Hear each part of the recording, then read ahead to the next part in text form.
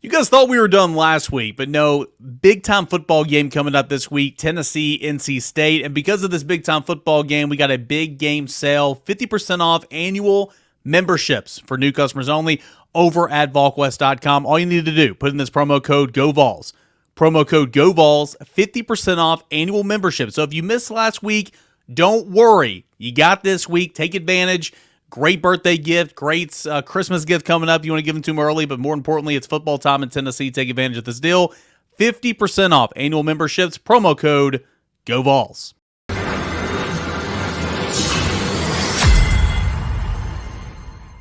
Hey, good Tuesday morning, everybody. Welcome into the Volquest podcast presented by our friends over at Exterior Home Solution, local and trusted since 1999. That phone number for a free estimate if you need any garage, window, siding, roofing repairs, or renovations. That's 865-524-5888, exteriorhomesolutions.com. I'm Eric Kane with Rob Lewis, Brent Hubbs, and Austin Price. A lot to get into here as we head to week 2 of the football season. Tennessee a 69-3 win over Chattanooga on Saturday. Expected blowout win. Turning the page now to NC State. We'll get into a little bit of the Wolfpack here, but first let's look back on that performance. Brent Hubbs, it was what Tennessee needed to do. It was what Tennessee expected, and of course, nothing is going to slow down that hype train for quarterback and freshman player of the week, even though he played 5 games last year, Nico Iamaleava. Yeah, I mean, listen, he was terrific. Tennessee was what you hoped that they would be, and then some offensively, Rob. When you look at this, it's the combination of being able to run the football, the number of bodies they played, the weapons that they have on the outside, and a quarterback who seemingly can make every throw he wants to make whenever. Now, I don't know that you can do that against everybody you play, but I don't care who you're playing. Where his ball placement was on Saturday is what everybody had. Everybody leaving that stadium left with the idea that Tennessee can do a whole lot of things this fall if they want to. Yeah, I mean, I don't want to hear that it was Chattanooga stuff. Yes, it was. But Tennessee's played a ton of FCS opponents. They've played a ton of outclassed, Division I opponents. And I mean, how many times have we seen a quarterback look like that, like we saw on Saturday? I mean, for me, probably never. I mean, just when you're talking, I mean, not, I don't want to discount what Hooker did, but man, I mean, Nico's just on another level. And I don't think that I don't think it's dangerous to pump the hype train. No, he's going to struggle, and he's going to have some throws where you say, "How did he not see that guy?" But man, he's going to make big time plays in big time situations too. I mean, I've written it. We've all written it. We've all talked about it. I mean, he might not have been perfect, but it was perfect as far as Tennessee fans are concerned. It is what they wanted to see.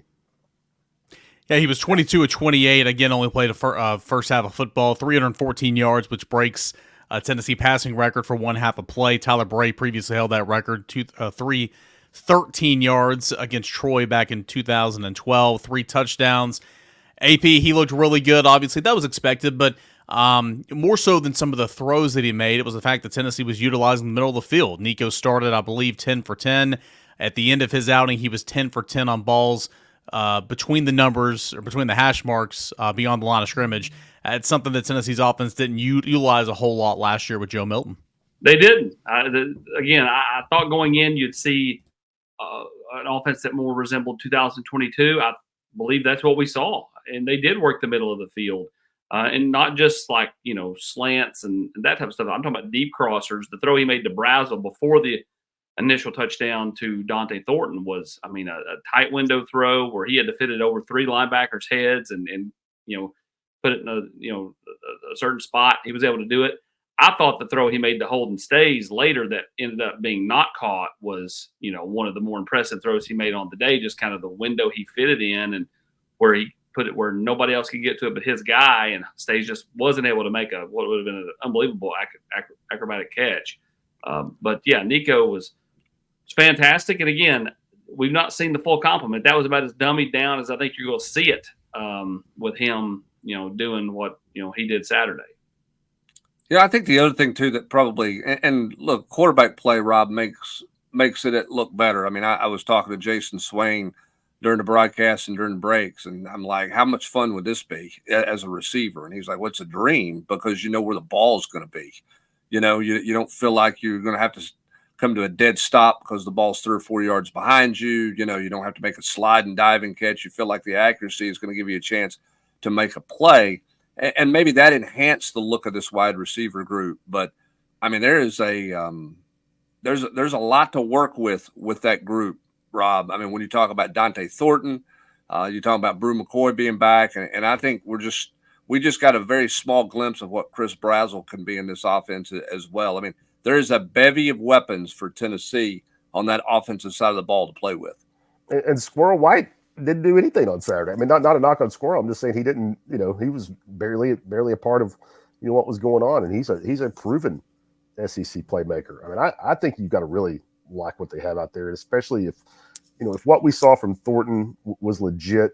If he's really settled in and is going to be a guy out there, and man, who's got three guys like him, McCoy and Brazzell?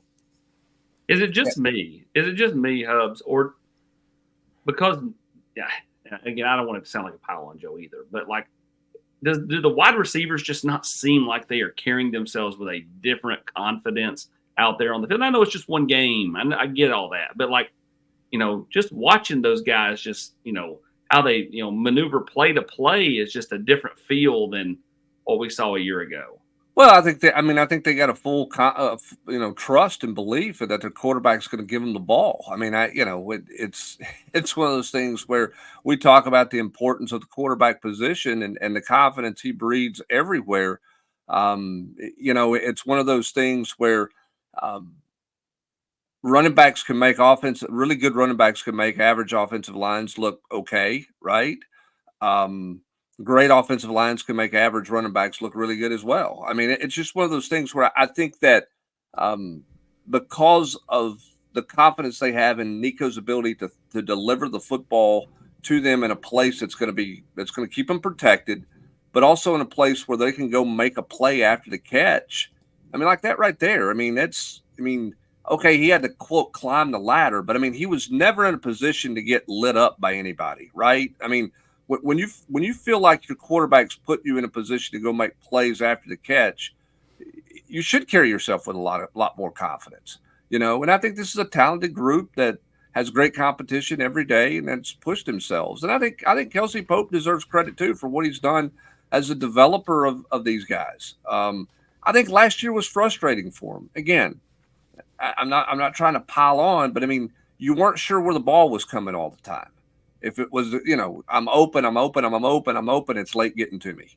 Now it's, hey, I'm out of my break, ball's right there. That you're going to carry yourself with more confidence and more belief because you think that the guy delivering you the football is going to deliver it, with the way that he did on Saturday. You think that's going to, that's what he's done all fall camp. And I think that's why those guys have a ton of belief in what they're doing and where they can be. I think the fascinating part about this receiving core moving forward, does NC State try to press man them? How are they going to play? Because Chattanooga just bailed, right? Chattanooga's like, look, we can't run with them. And still yet, you had Thornton get behind them, but they were trying to keep the ball in front of them. So that 5-yard out or hitch or whatever was there, any play you wanted to take it. Does NC State play that way and try to make Tennessee be patient more? Or are they going to try to get up and challenge this receiving core? If they do, how does this receiving core handle that? Will State grab and tug? And how does that look like? I mean, this will be a different challenge for the receivers this week.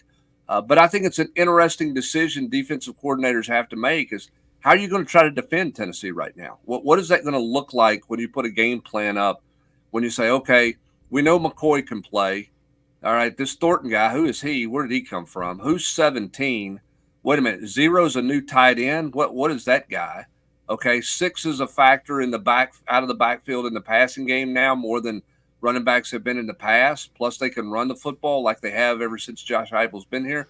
They're on paper and what you saw in week 1. That looks like they're a real handful to try to figure out how to defend. Yeah, I think NC State's going to have to mix some things up. Cornerback Aiden White was an all ACC performer a season ago. He's a good player. They returned a safety that had a couple of picks. So it's what they hung their hat on last year. It certainly wasn't the offense. The offense was abysmal. It's gotten much better with the additions of transfers we'll get into. But the defense was good. They've lost some players. They lost their leading tackler. They lost all 3 of their linebackers. They lost a little bit from the secondary. But they do return some players, and I do think because of that experience in the back end, they're going to have to mix some things up. I think they're going to have to play some dime personnel a lot, and you do that. I mean, Tennessee will just run the football, right? It's a lighter box and different personnel, and that's again just another matchup to where Tennessee and Heupel and Halsey can exploit a look. But if I'm NC State, I'm going up. I'm trying to rough them a little bit off the line of scrimmage. Once Thornton or Brazel or whoever beat you deep once or twice, I'm probably going to bail a little bit, get some cushion. But I think they're going to get some different looks, Austin. But overall, I think this Tennessee offense is going to be ready for whatever challenge they have. I mean, again, disclaimer, Chattanooga, whatever, but you accumulated over 700 yards total offense. You threw for, over 400. You ran for over 300. You were really good on third down. This Tennessee offense certainly has a lot to work with, and we saw that in week 1. See if they can carry over, not to that extent, but see if they can carry it over into the NC State game. It's pick your poison. I mean, you're right. You can come up there and you can press man, and like Hubs mentioned, and if they beat you over the top, then all of a sudden, did they beat you over the top for 35, or did they beat you over the top for a house call? Because, I don't think NC State can really allow Tennessee to, jump out and get to too quick a start, or I think it becomes really, really hard. I wonder if they kind of bend, don't break, and then try to press if Tennessee, gets inside the 30. Like do they is that what they do? Do they throw different looks at you within the given drive? Yeah, I think Tim Banks does, kind of like Tim Banks does. I think that's a good point. Yeah, I think that's a good point. I mean, make Tennessee execute in tighter spaces, right? Where you've got the back of the end zone as a help line to you. So yeah, you're gonna give up some yards, but you're trying to hold the field goals and not touchdowns.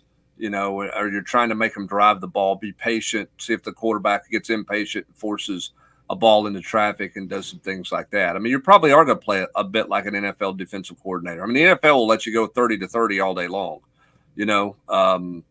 They change the way they play when you get to the 40-yard line, because then they're trying to get a stop to force a field goal. But you're gonna mass some yards. I think you're right, AP. I think that's a good point. I just, again, one game you don't get too far out there, but at the same time too, Rob, this is as diverse of an offense, I think, potentially, as we've seen Tennessee have under Josh Heupel. And that 22 offense was obviously a scoring machine, but I don't know if they got the diversity and the depth that this offense on paper has right now. Well, I mean, it's crazy to say, because you got 2 NFL receivers there, an NFL quarterback, and a guy that won a Bolitnikoff, a first-team All-SEC player. But I mean, they didn't have a guy like Ethan Davis at tight end. I mean, we've not seen that wrinkle in this offense. I mean, what can Heupel and Halsey, do with that? I think maybe I'll be wrong, but I think the ground game is going to be just as strong with Dylan Sampson. I think he's as dynamic as Wright or Small or what they've had there. And man, I think they're deeper at receiver. I mean, maybe I'll end up looking stupid because it was Chattanooga, and maybe that was Dante Thornton's high water mark. But man, they didn't have 4 guys. They had 3 really good ones. They didn't have 4 in 22. And we not even talked about, does Mike Matthews get on the field? Is the Nimrod stuff real? I mean, I think they've got more weapons. I think something that's going to give NC State some issues, Austin, for sure. And Brent, tell me that stat you told us before we went on the air here. Tennessee played, 30 players defensively in the first quarter, and it was NC State that played 19 the entire game? Yep, that's according to PFF. So you got 19 players for 4 quarters that NC State played. And I had Tennessee right at 30 players. And that's on defense. That's on defense. Yeah, defense. 19 players on defense for the entire game at NC State. I think that's a challenge, and I think this is where you're going, Eric. I don't mean to jump in there. I think if you're going to play tempo, if you get in a rhythm, man, you got a chance to wear down that defense if you're not going any deeper than that. Especially if their offense can't stay on the field. I mean, Tennessee's defensive line nearly plays. You're almost a 19 with that defensive line rotation, over halfway there. But I think that's going to be something that's just going to be a challenge all year long, especially as the game goes along. Now, Tennessee's going to rotate safeties. Tennessee's going to rotate linebackers, and of course, the defensive line. You won't rotate as much as you did the entire game defensively, but I think that's going to be a big time problem for NC State. Looking ahead to this week, some guys that had a little bit of low snap count. James Pierce, 10 snaps in that football game. A lot of people are saying, did he play? Where is he? He played 10 snaps. Brent, it looks like James Pierce, he's going to get a lot of work against NC State. Well, I mean, listen, Austin, what they play, 17 or Rob? I think you had it in your 3-2-1. What they play, like 16 or 17 defensive linemen in the game. I stole that from your 10 things I think I'll learn. So I hope that's right, Hubbard. Okay, we'll hope that I got the math right. Math is a challenge for me, but that number is going to be smaller. I mean, obviously, but still, yeah. I mean, I think 25, 30 snaps is going to be a good day at the office if you're a defensive lineman, if they stay healthy, Austin. I think that's what did Matthew Butler routinely play Heupel's first year? He played a ton. And go back to Omari Thomas, early in, I think, 22, AP played something like 60 snaps. And I think it was at kind of that point Rodney Garner said, you know what, we've got to force guys in there more than we have. And as a result, he's been doing that ever since. And he's just got a bunch of grown men. Yeah, I mean, I was told that when Rodney broke the news to James Pierce at halftime that he was not going to be re-entering the football game, James Pierce was none too pleased. But they have to think big picture here. Like, getting him dinged up in some meaningless snaps against Chattanooga. They were cutting him, too. I mean, listen, no NFL scout is watching his tape against Chattanooga. They're going to watch it this week. They're going to watch it when they play Georgia. They're going to watch it when they play Oklahoma or, any of those games that are in the heart of Tennessee's schedule that matter. So I'd expect him to play plenty motivated this week. He's playing in his hometown. I'd expect David Hobbs, when he gets some run, to play plenty motivated. Again, he's playing in his hometown. Concord, like Farragut. So right beside Charlotte Motor Speedway. So I'm a big believer that James Pierce will be simply motivated by last week's 10 snaps. But to Eric's point, 10 for him, 15 for Keenan Peely. Like, it's all about managing your better players because they're going to play a lot more in games that matter, and matter starts this week. Yeah, I'm curious to see, though, how many defensive tackles, inside guys that they play. Because I think you should feel comfortable with Omari Thomas, Bryson Eason, Omar Norman Lott. I mean, I liked everything Elijah Simmons showed on Saturday. Simmons, Moy, Hobbs. I mean, they're going to play 6, right? We haven't talked about Moy, Hobbs. I mean, there's 6 right there. I mean, not many people in the country are rotating 6 interior defensive linemen. So what does that rotation look like? Is something that I think will be fun to watch with this group. I'll say this. I don't know that they'll rotate 4 guys on the third snap this week. I'm not sure what caused that. I would love to know that one. I'm not asked if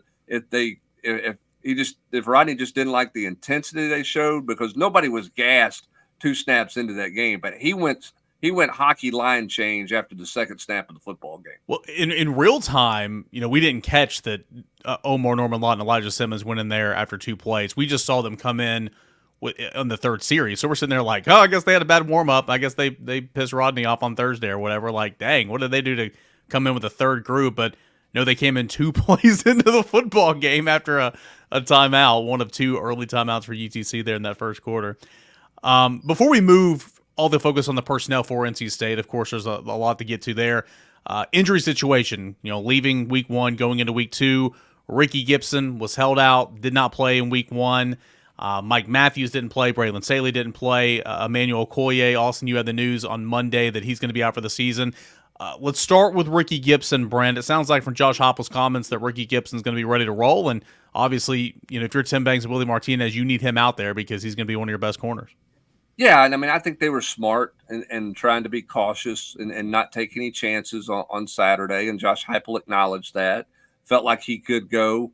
Now we'll see how the rest of this week goes. I mean, Tennessee's been bothered with some leg pulls, really, since the latter part of July, 1st of August, which I think has been a little bit maddening at times because they're just hampered by a little bit of this and a little bit of that from a muscle strain standpoint. And I know that's something Josh Heupel continues to look at, will continue to look at to make sure that they're doing things that they ought to be doing from a recovery standpoint, practice standpoint, all that. But I expect Ricky Gibson to go and play, and he's had a great fall camp. He's going to jump into the fire, though. Austin, this is not a situation where he's going to get to ease into it. I mean, he's going to line up. Noah Rogers is going to be across from him early in this game, or Concepcion's going to be out there early in this game. So it'll be a it'll be a jump right into the fray and get ready to go. The good news for him is he's gone up against Dante Thornton, Brew McCoy, and this group we've been bragging on for a month, which should make the transition into playing your first college game against a much better opponent as not a big deal. Yeah, and the practice much better than what he saw against Iowa in the bowl game, no doubt about it. Well, I mean, the fact is like I think Ricky is just playing, with a lot of confidence, whether it be in practice or coming off the end of last year. I think he's carrying himself much more confidently, and so like I think, well, yeah, it's going to be throw him in the deep end and swim, Ricky, swim. I think he's more prepared to do that than he was a year ago for a kid that doesn't have a ton of on the field experience. Yeah, I mean, he was thrown into the fire at Florida as a freshman. I know Tennessee lost that game, but I mean, he got thrown in very early into the deep water. So I don't think it'll be an uncommon thing or something crazy for him. I do think he'll be healthy and good to go. But I thought it was good to get Jalen McMurray a bunch of play there. I think we were all excited to see McCoy because of all we had heard about him. I thought he played well. I think it'll be interesting to see, do you flirt with him as your punt returner? Or do you say, you know what, I'm pretty good with some other punt returners because I don't want to take a chance on him getting nicked up there because he's so valuable to what we're doing in the secondary. Those are interesting decisions that coaches will make moving forward. And I'm not saying Coach scared, but they haven't had to worry about that the last 2 years because D. Williams was just a special teams player. Yeah, for my liking, I thought it was like, God, do you really put Squirrel out there? Da da da da. But now after one game, it's like, Squirrel's the perfect guy. You're so deep a receiver. Squirrel's the perfect guy to put back there on punt return. And I wouldn't flirt with any of the other guys because you need them too much because the secondary is already, down Jordan Thomas. It certainly feels like, Christian Charles dinged up that shoulder this past week, and who knows where he'll be at going forward. And then, you just need as many available bodies as you can get. So putting Boo back there, putting McCoy back there doesn't make a ton of sense when you look at, kind of what you need on the defensive side and offensive side of football. Well, you look at corners specifically, right? I mean, right now, things can always change, but right now, your top three, you feel good about. After that, need to keep coming along. So, I mean, you're, McMurray, when everybody's healthy, McMurray's kind of your backup there. You feel good about McMurray, but after that, there's a drop-off right now. So, I mean, I'm with you. I wouldn't play around with McCoy out, returning punts when you have Squirrel White that's can do it, and you got a wide receiver room that's like 6-7 deep that you feel good about. Obviously, Ricky Gibson was the big one. Feels like Braylon Staley can be available this weekend. Mike Matthews, Brent, we'll kind of wait and see, but Manuel Okoye is not going to be available for the rest of the season. No, I mean, and that's unfortunate for Emmanuel. He did not get hurt in the game Saturday. He's been dealing with a knee injury since the latter part of camp. I think they were just waiting on all the test results to see where that was. And so it's a shame. I think he could have potentially played some special teams. He was not going to crack the rotation in any kind of meaningful snaps at this point as a defensive end, but he needed to further develop throughout the season. Yes. And that's a guy who was getting better. And I think they felt like, and still feel like he's got a chance to be a good player. It's just an unfortunate injury for him because he's going to lose a year of physical development. And Rob, he needs the physical development as much as anybody, not just for weight gain, but he needs it because just understanding the game, but because he's so raw to the game. Yeah, I was going to say, I mean, you can't really overstate. I mean, he's a guy that benefits just from being at practice and saying, all right, this is, second down and 9. This is maybe a passing situation or, it's hard to overstate how raw, some of these kids are that, come to the game at 16 or 17 years old. Plenty more to look into for Tennessee and NC State. We'll get into that personnel groupings for the Wolfpack here when we return on the Volquest podcast. But first, I want to tell you about our friends over at Gametime. If you're heading to Charlotte this weekend for Tennessee and NC State and you need a ticket, go check it out on the Gametime app. You can go to gametime.co as well, the URL. But download that Gametime app, and it's an app to where you can buy tickets to events in your area. So we're talking Charlotte this weekend. Of course, you can buy tickets there. But say you're back here in Knoxville for some other home games later on the schedule. You can buy Tennessee football tickets. You can buy Tennessee basketball tickets. Lindsey Nelson for baseball later on in the spring. Concerts, comedy, Tennessee Smokies tickets, and Kodak. All that and more. You can buy those tickets on the Gametime app. And on the app, you can check out their Gametime Picks. It's a new feature. Makes getting tickets to see your favorite teams play live even easier. Game Time Picks filters out the fluff to show you only incredible deals on great seats so you don't have to waste time searching through thousands of other tickets. Plus, on that app, you got the all-in prices. You got seat views, the lowest price guarantee where Game Time is going to credit you 110% of the difference if you find a cheaper ticket somewhere else. Plus, they have the most flexible and the best customer service in the ticketing industry. Download the Game Time app today. Put in the promo code ON3. That's a promo code ON3 for $20 off your first purchase. Terms apply. Create an account. Put in the promo code ON3 for $20 off. Download Game Time today. What time is it? It is game time. And as always, I want to give a shout out to our friends, our presenting sponsors over at Exterior Home Solutions. Hey, Sterling, man, come on, we got a roof to replace. Let's go, baby. Let's It's game go. time. Let's go. Hey, Sterl, you ready to go to the top? Man, I can't believe you guys been doing this for 25 years.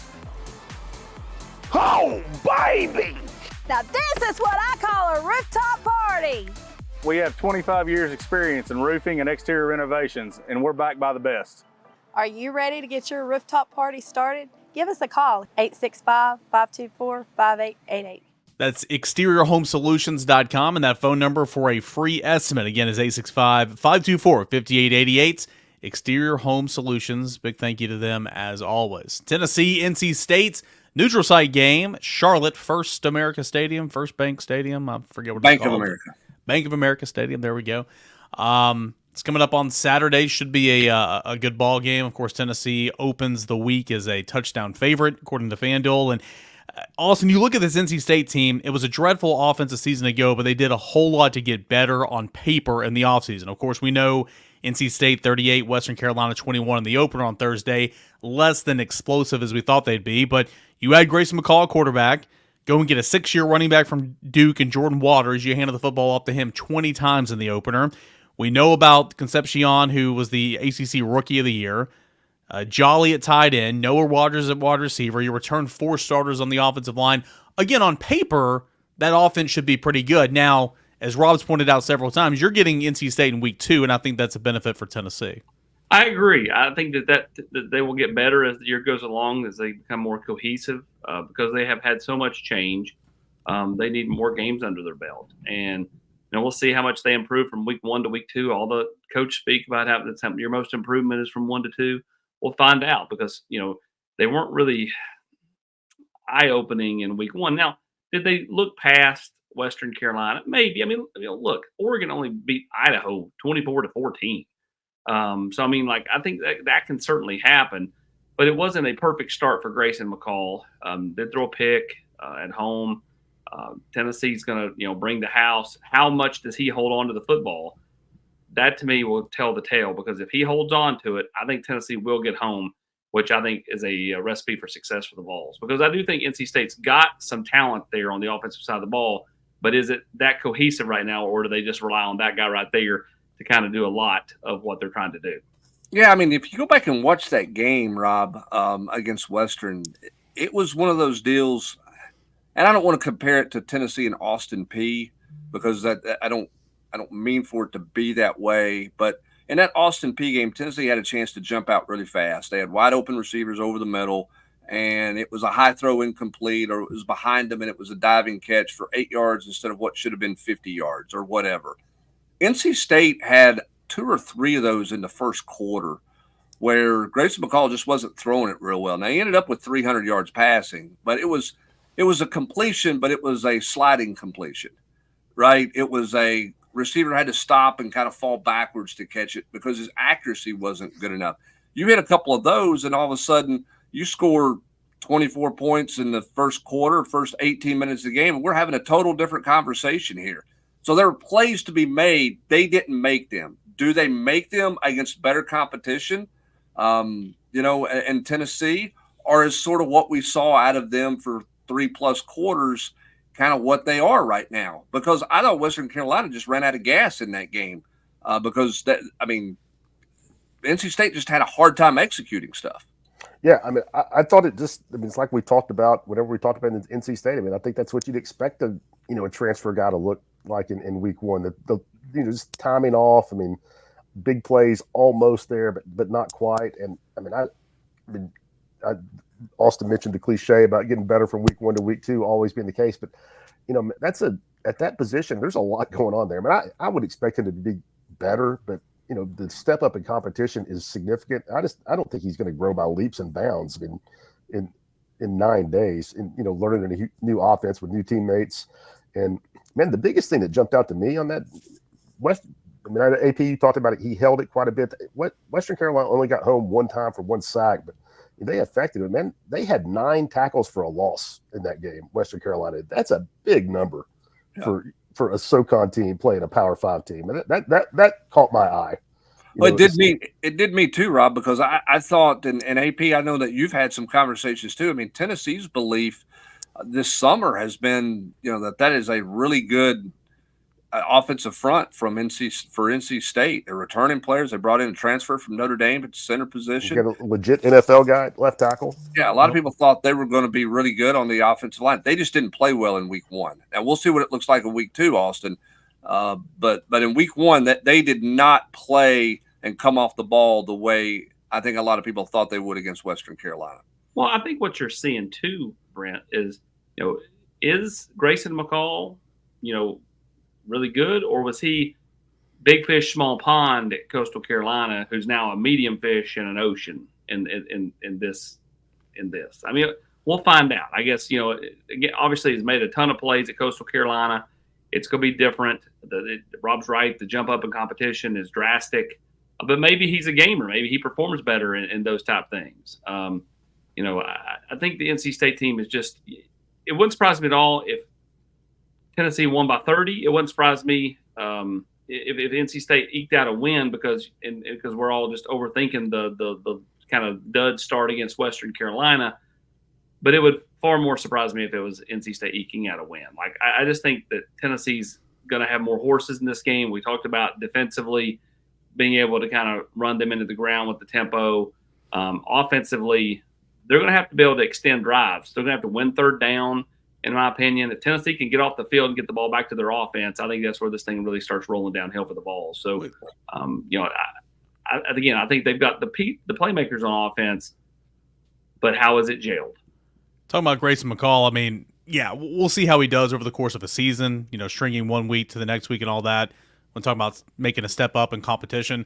But his first test is going to be on Saturday. I mean, no doubt. I mean, Western Carolina, I mean, that defense is not anything like he's going to see for Tennessee and then on into ACC play and some of the bigger opponents he's going to play. And we got questions.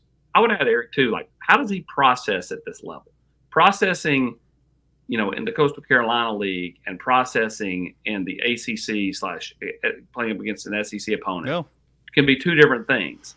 And that honestly might be why I need to call Jamie Chadwell and figure out how well he does process things. We got a lot of questions about Tennessee's secondary, and none of those questions, Brent, were answered week 1 against Chattanooga. They are going to absolutely get a test in the slot receiver that they kind of move on all over the place. KC Concepcion, he ACC Rookie of the Year last year. He went for over 100 yards, 3 touchdowns in week 1. He had 10 touchdowns a season ago. They'll line him up in the slot, outside. They'll move him all around. I mean, he's going to be getting a lot of good work for Boo Carter, for Christian Harrison, for Tennessee's corners. Jamal McCoy. I think that's a really good test, and they got to slow him down because obviously he's the go-to guy for McCall here in the early going. Well, I think it's going to also depend on how do they play linebacker stuff underneath, because a lot of his stuff is, shallow crosses, some stuff out in the flat, looking for yards after catch is a lot of what they're looking for, because I think they feel like they can, you can take Noah Rogers and you can drive guys deep down the field vertically with him, and you got Jolly at tight end who you think you can stretch with, and then you got a jitterbug who can kind of go a lot of different ways for you underneath. I think Tennessee's tackling in this game, which was great against Chattanooga, but this is a different level of speed. This is a different level of open field play this week. How does Tennessee tackle? How do they tackle in space when NC State's trying to get it 3 yards past the line of scrimmage, to this guy in space and see what he can go do against teams? I think that's a next test for Tennessee, not just for the secondary, but I think for the linebackers as well. Listen, they passed the test on Saturday. They're all great, but it is a different speed factor that you're going to be playing in the open field this week. So offensively, I think, again, on paper, they got some good pieces there. We'll see if it comes together on Saturday. Going to be a challenge out of the way for Tennessee's defense, no doubt about it. flip the script, look at NC State's defense against Tennessee's offense. Rob, NC State, that's what they hung their hat on last year. Really solid unit. I think fifth total defense in the ACC. 17 interceptions led the league. You had the third best rush defense, so on and so forth. Lost their all-world linebacker and his two counterparts. Clean slate at linebacker. Lost some pieces at every level, but they do return some nice pieces. Aiden White at corner. DK Kaufman at safety. Some of these other guys. Defensively, how do you think they're going to match up? And obviously the challenges are going to be abundant trying to defend the Tennessee offense and the spread.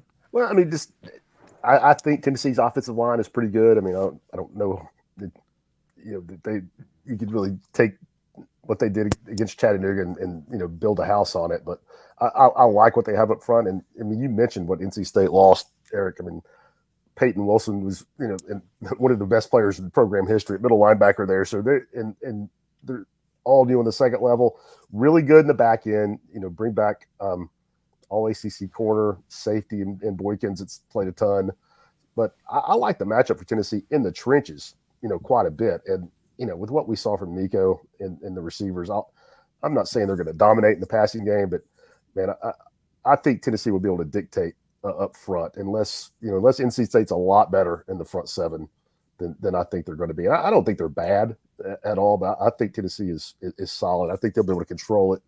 And, I think, as always, but especially when you have a quarterback like Nico, if you could run the ball, it's going to open up tons. Couple of personnel notes for NC State. Boykin, who you just mentioned, out for a month, of course, coming off an injury. Dave Doran said that apparently on Monday's press conference. And that could be big. Yeah. The starting nickelback for NC State was held out in the opener, but it sounds like he's going to go against Tennessee. So looks like going to be missing a key player in the secondary, obviously getting back a nickelback who's actually transferred in from Ohio State. Regardless, it's going to be a challenge to slow down what Tennessee's done, especially with that run game. You mentioned that, Rob. I mean, what Dylan Sampson did behind that offensive line, opening some things up, and, of course, Nico's ability to process at a fast clip, stretch the field vertically, and make some plays. It should be an exciting one. Well, and I think and wonder, Austin, is this a game where tempo is a real factor? I don't know how much tempo NC State has played against. It's hard to simulate that, particularly if you don't play it year in and year out in this league. I think it's a little easier for guys in this league who played it last year to play against it.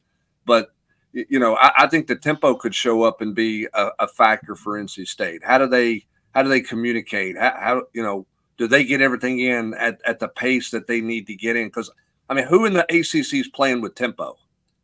And correct me if I'm wrong. I'm sure there's probably somebody, but who's playing real tempo in the ACC? Not real tempo. Like, I mean, I'm sure that times that you see. Yeah, I'm sure there's a lot of no-huddle teams, but I'm not sure anybody's doing what Tennessee is doing. I don't know what Tennessee and Kentucky's doing, according to Gerald Mincy, for sure. I don't know that there's a real Art Browse effect in the ACC. I don't know that there's one of those off of that coaching tree that's in the ACC and has been in there for a couple of years. Maybe I'm wrong, but I can't think of one right off the top of my head. So I think there's some newness to that factor for NC State as well. And I think, Hubbard, forget about the newness. I think your point about the 19 players on defense is the biggest. That's my biggest note of game week so far. I mean, I don't think that's sustainable against Tennessee. I mean, you're talking what? You got how many? I mean, in that scenario, you got 3 guys at least that never come off the field against Tennessee in a game. I don't think you can do that. Let's go around the room here to say goodbye. Give us maybe not a bold take, maybe not a bold prediction, but give us something that you think is going to transpire in this football game. Like for me, I'll go James Pierce is going to play more than 10 snaps. James Pierce is going to wreak havoc in the backfield, and all is going to be right. James Pierce is going to make his return to the college football scene here this weekend in Raleigh or in Charlotte. I guess for me, I think Chris Brazzell gave everybody a nice hors d'oeuvre last week. I think he's going main course this week. I think Chris Brazzell has himself a nice game. I'm not saying it's 3 catches for 102 yards, but I'm thinking at least 5+ catches, and I think he finds pay dirt in this game in Charlotte. Tennessee scores 50+. That is bold. 50+. That's a bold take right there. Well, you see one of bold takes. Yeah, it's a bold take. Scored 69 in week 1, so I don't see why not, right? Well, I mean, much different. But I know, I'm just kidding. I'm buying the Tyree West stock right now. I think that he continues to play well. I mean, he's 3 games in a row now, going back to last year. I think he's played well. I think he's kind of been a forgotten man. I think Tennessee can be effective rushing the passer and not be in the Rabbits package all the time, because I think he can get home as a pass rusher. I think he's playing really well. So I'm really buying some Tyree West stock with where he's at. I think he's a different player. I think he's got a chance to do some things. I look for him to harass Grayson McCall. I think Tennessee's going to speed Grayson McCall up real quick, really fast, and make him play a lot faster, a lot quicker than he's comfortable playing. And I think that's a huge advantage for Tennessee. So I like Tennessee's pass rush led by Tyree West.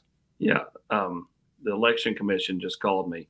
You're only allowed to be the vice president of one player's fan club. So, you already have Brew McCoy cornered, and they are saying you have to make a pick. You have to make a pick. Are you abandoning your post as the Brew McCoy? No, I'm not abandoning anything there, Uncle Austin. I don't have 12 family members on this team like you do, okay? I don't have the Sunday night conversation, boys, it'll be okay. Come over, we'll break some bread. I don't have those types of things. So I got a couple of guys I like here, AP. I'm a Brew McCoy fan. I thought he played really well on Saturday, and I'm impressed with what Tyree West did. That doesn't mean I'm a part of the fan club. It just means I'm impressed. Sunday night at Wasabi's. We got a lot going on over at Volquest.com. No better time to link up with us than right now. Tons of recruiting coverage all summer long into some of those senior evals as Tennessee's trying to finish off the class of 2025. A lot of 2026 recruiting news coming out in the next couple weeks. Tons of coverage over at Volquest.com. Basketball, baseball notes, but it's football season. It's why we're here, right? Football time in Tennessee, the up-to-date, the best coverage. No oars on that depth chart, right, when it comes to Tennessee coverage. It's over at Volquest.com. And right now for this big-time game, the Dukes Mayo Classic, got 50% off this week if you use the promo code GOVOLS. That is 50% off annual memberships if you put in the promo code GOVOLS. And Brent Hubbs, there's no better time to join us than right now because of everything that you get to, game week coverage, plus all the things we do during game week. It's no better time than right now at Volquest.com. Absolutely. Great analysis, great conversation on the message board, plenty of news. Anytime there's news that breaks, we're going to bring it to you there first and get it to you in every way possible. Sign up to the newsletters. If you're just watching this on YouTube, I encourage you to take the step and become a subscriber, because I think you're going to see there's so much more out there than just the podcast. I will say this as we get out the door. This is not a bold take. This is a guaranteed take. Josh Heupel is not taking a mayonnaise bath if the Vols win on Saturday night in Charlotte. Safe bet? Oh, I would put a large amount of money on that. Stone cold lock. That's a stone cold lock. Is that supposed to? I know that happens in the bowl game. Is that supposed to happen in this too? I don't know. Why would it not? Right? I If mean, it does, it's not happening. I mean, it's I hope not. Oh, so embarrassing, so disgusting. Plenty of coverage coming up this week as Tennessee gets ready for NC State. For Rob Lewis, I'm Eric Kane, Brent Hubbs, Austin Price here as well. Big thank you as always to our friends over at Exterior Home Solution for making all this coverage possible. We'll be back on Thursday for the Mailbag Podcast, so go ahead and get in all those questions, and we'll talk to you then on the General's Quarters and on the Thursday podcast. This is Volquest.com.